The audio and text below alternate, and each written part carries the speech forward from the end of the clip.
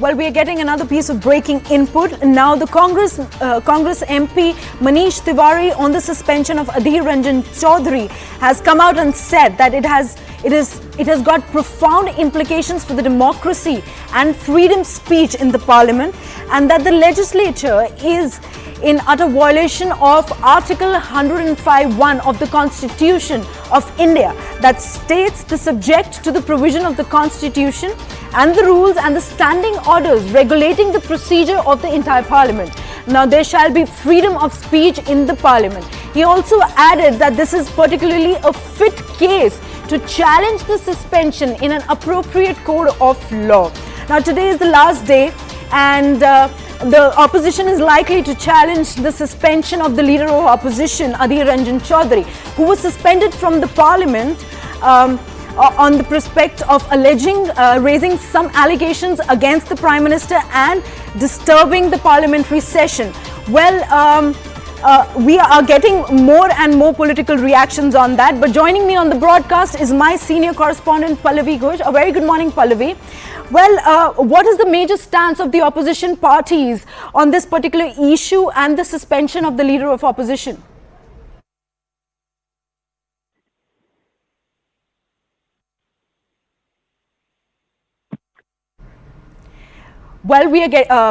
Well, coming back to the story, the leader of opposition, Adhir Ranjan Chowdhury, was suspended from the parliament yesterday on the pretext of raising allegations against the Prime Minister and disrupting the parliamentary session and disturbing the ministers. Well, joining me on the broadcast is again Pallavi Ghosh. A very good morning, Pallavi. Well, what is the stance of major political parties to the suspension of the leader of opposition here? So there was a lot of anger and outrage yesterday the moment the Speaker announced the suspension of Adhir Ranjan Chowdhury on the grounds of the kind of behavior he showed inside the LoP Sabha, and he happens to be the leader of the Congress party in the House. So there was a walkout just before that, but after that we heard some very, very strong reactions. Today they want to step up their campaign on this entire issue. In fact, not just Manish Tewari, but now even Manikam Thakur has written a letter to the Secretary General LoP Sabha because they want an urgent discussion on this matter and will raise the issue of Adhir Ranjan Chowdhury's suspension. So I suspect when the House reconvenes at around 11 a.m. today, and today of course is the last day of the monsoon session, both Rajya Sabha as well as LoP Sabha will see a hangama. Rajya Sabha, of course, because of the Manipur issue and so on and so forth. But at least in LoP Sabha, the fact that how every institution and how the Speaker is being partisan, and it was a completely undemocratic suspension of Adhir Ranjan Chowdhury. That's the issue which is expected to be raised. And not just the Congress party, they are going to be supported by the India and opposition parties as well. All right, Pallavi, help us understand that disrupting the parliamentary proceedings and then merely forcing the leader of the House to speak on a particular issue using a no confidence motion as a tool, knowing the fact that the numbers are clearly favoring the ruling government. Does the opposition really have a game plan here? Because at the end of the day, they staged a walkout of the parliament. Well, I mean, that's the point that the BJP is making, that if you wanted a no confidence motion because you wanted to discuss Manipur, then why did you even walk out? Opposition parties said it was almost more than an hour to the debate and the Prime Minister still had not mentioned Manipur, and that's the point that they want to register. But if you listen to the reactions which were coming in from the Congress, particularly Gaurav Gogoi, it was that at least we ensured that the Prime Minister came to the House. He spoke about Manipur, and for the India Front opposition parties, despite the fact that they didn't have the numbers, I think this was what they feel that this strategy worked.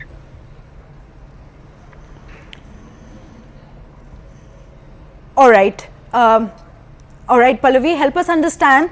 The overall suspension of the leader of opposition has been facing a backlash, and also the opposition staging a walkout has been also facing a backlash. Now there's merely half a day left in the last day of the session. What are we looking forward to the parliamentary session today? Well, I mean, for example, the same the CEC bill which we saw in Rajya Sabha being tabled is expected to be tabled in LoP Sabha, and today is a Friday also, so today is a private member bill day. But eventually, I have my doubts there could be much transaction of business because the confrontation is going to be complete. 3 days we saw a discussion over the no confidence motion. With that being done and over, and clearly the India front are not accepting the Prime Minister's speech, the confrontation is expected to increase. As far as Rajya Sabha is concerned, the government has offered today as a day to discuss Manipur, but there was a strong objection which came in from the India front saying that you are doing it only after tabling and passage of all bills, and therefore this discussion becomes meaningless. All right, Pallavi, I'll request you to hold on to the line while we discuss some pertinent factors that the PM Modi raised during his speech on Manipur violence. Now, the first thing that PM Modi suggested was that the opposition never wanted a debate on Manipur. He time and again reiterated in his speech that opposition really didn't want a discussion on Manipur, whereas the ruling government had time and again suggested that come on the table and let's discuss the situation in the strife-torn state. Now, the situation technically aggravated after the High Court's order in the state. He also has condemned he completely condemned the atrocities against the women on the floor of the house. And the PM Modi also added that he and his party and the local and the state government coming together will ensure that all the culprits are punished. Now, he also added, PM Modi also reiterated and brought about the fact that combined efforts are being made to bring about peace in the area and get the state to a normalcy situation. Well, he also took a jibe at the opposition alliance.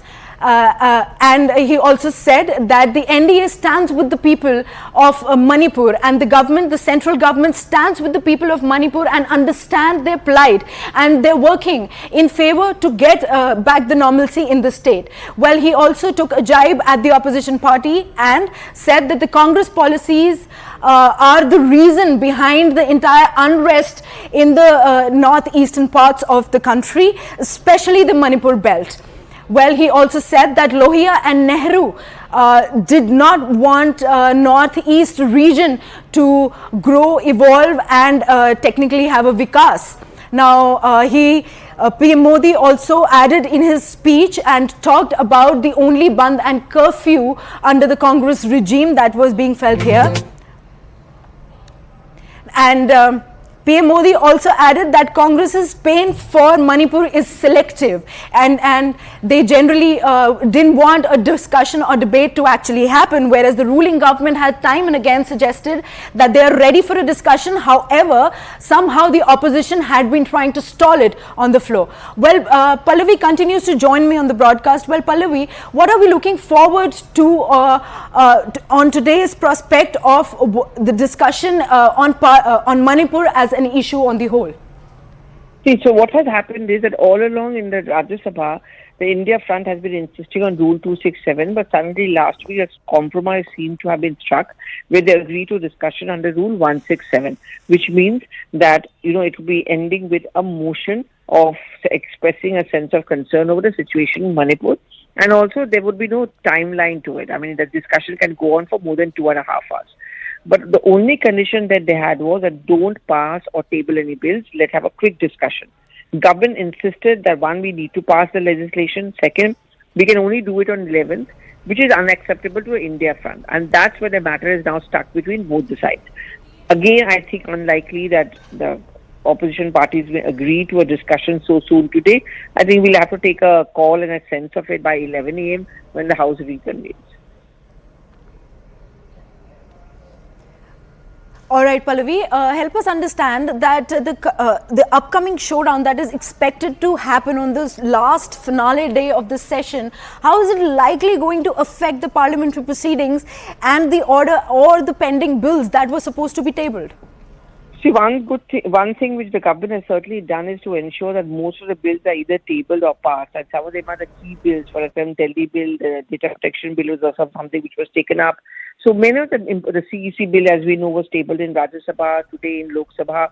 So most of the bills have been done. We'll of course get an account of it when the Parliamentary Affairs Minister and the Speaker does their mandatory press conferences later today and in a day or two. But from the government side, the argument is simple. Whatever the opposition wanted, we did. We had a no confidence motion in Lok Sabha. We've almost done all our legislative business. There were 31 bills. Not all could be taken up, but most of them have been taken up and have been passed. So their record on the face of it, according to the government, is very impressive. The opposition, of course, has its own sets of grievances. I think when we head towards an election season, this kind of a scenario in Parliament will become inevitable. We have a winter session there, and then we are going to have a last budget session before the Lok Sabha elections. So this kind of a confrontation is bound to increase. All right, Pallavi, the leader of opposition and the opposition parties are likely to hold meetings ahead of the parliamentary session, the last finale session. What is the game plan of the opposition here? The agenda is going to be suspension of Adhir Ranjan Chowdhury, not just the Congress MPs, but the Congress will also expect that India front opposition parties completely support it, and I think they do. There have been several suspensions, which is also something which they have been objecting to. Sanjay Singh being the prime one in Rajya Sabha, now Adhir Ranjan Chowdhury in Lok Sabha. Not just this, many comments have been repeatedly expunged according to opposition parties, whether it's that been on Mallikarjun Kharge, of Rahul Gandhi even yesterday, of Adhir Ranjan Chowdhury's comments. So there are a couple of points that they are making. One is, why arbitrary suspensions? If you accuse of unruly behavior, hasn't that been shown from the Treasury bench or the government side as well? Why no action against them? Why is it that their comments are never expunged? Why is it that only our comments are expunged? And also, for example, when Rahul Gandhi was speaking, this is a point which was repeatedly made, is why is it that Sansad TV is not focused on them? Mics are switched off, TV is not focused on them, and Speaker also very obviously favors the Treasury bench or the government side. I think at the end of the day, that is exactly what they're going to point out as an instance of yet another parliamentary democracy being compromised under the Modi government. All right, Pallavi, I'll request you to stay with us on the broadcast while we are getting some political reactions on this story. Let's take a look at them first. लोग कहते थे कि प्रधानमंत्री मणिपुर पे बात नहीं करते, प्रधानमंत्री ने पूरी चर्चा कर दी मणिपुर के ऊपर। प्रधानमंत्री जी ने पहले से तय था, प्रधानमंत्री जी ने जितना नॉर्थ ईस्ट के लिए काम किया उससे ज़्यादा कोई काम नहीं किया, इसीलिए उन लोग का जो अपोजिशन का जो इल्ज़ाम था वो इल्ज़ाम सुनने के लिए उन लोग तैयार नहीं थे, उसका आंसर सुनने के लिए तैयार नहीं था, इसलिए भाग गया। उन लोग का कैपेसिटी नहीं है क्या इसका ऊपर में प्रधानमंत्री जी का जो वक्तव्य है उसका ऊपर में कुछ सुनने के लिए वो तैयार नहीं था। खाली राजनीतिक चाहिए, केवल politics, only politics, they have done politics, nothing else. Development जो है हम लोग का गवर्नमेंट का टाइम में हुआ है, प्रधानमंत्री जी का नेतृत्व में हुआ है। तो और फिर क्या, आज पूरा देशवासी देख लिया कैसे भाग गया, उन लोग कैसे राज्यसभा में भी वो 276 करता रहा, जब 176 पे हम लोग नोटिस दिया, उन लोग को सुनने के लिए कैपेसिटी नहीं था, खाली केवल राजनीति का बात बोल रहे हम लोग कर देते हैं। ऐसे पूरा देशवासी इसको समझे और देशवासी का सामने एक विचार रख दिया जो प्रधानमंत्री ने किया उसको आप लोग देखिए। लोकसभा में आम आदमी के पार्टी के सांसद को सस्पेंड किया गया और अब हमारे लोकसभा के नेता अधीर रंजन चौधरी को सस्पेंड करने की ये नई प्रक्रिया।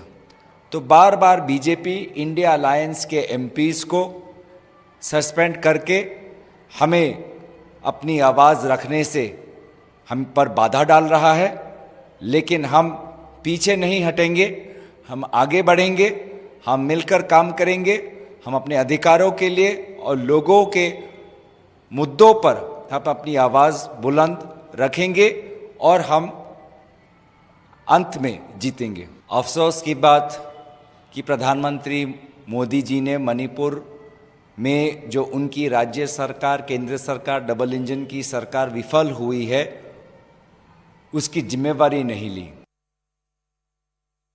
58 visits by the Prime Minister. Pavitra, today the Prime Minister was once again highlighted what the Northeast means to them, and he said the Northeast is going to be on the way of development. He today spoke in the Parliament that Northeast मेरा जिगर का टुकड़ा है, and it's not new. He always considers Assam and Northeast as Astlakshmi, as the jigar ka tukra, and vice versa. We, the people of Assam and Northeast, also love him, respect him, and we have immense trust and confidence upon him. So we are really grateful being an Assamese, being an Northeast. The fact is that they have deleted expressions like murder of Bharat Mata and so on, which are not defamatory. The use of the word murder is metaphorical. It is suggesting that by saying the murder of Bharat Mata, it means that the idea of India is being annihilated. Similarly, to say that you've murder of democracy doesn't mean you committed a murder. It means that you have destroyed democracy. That is the kind of message. What is even more amusing is that the same speech was quoted by BJP speakers like Smriti Irani, and it's not been expunged in their speech. So it has been expunged from Rahul Gandhi's speech, but the reference to it in Mrs. Irani's speech is still there on the record. So we have requested the speaker to reverse the expunction.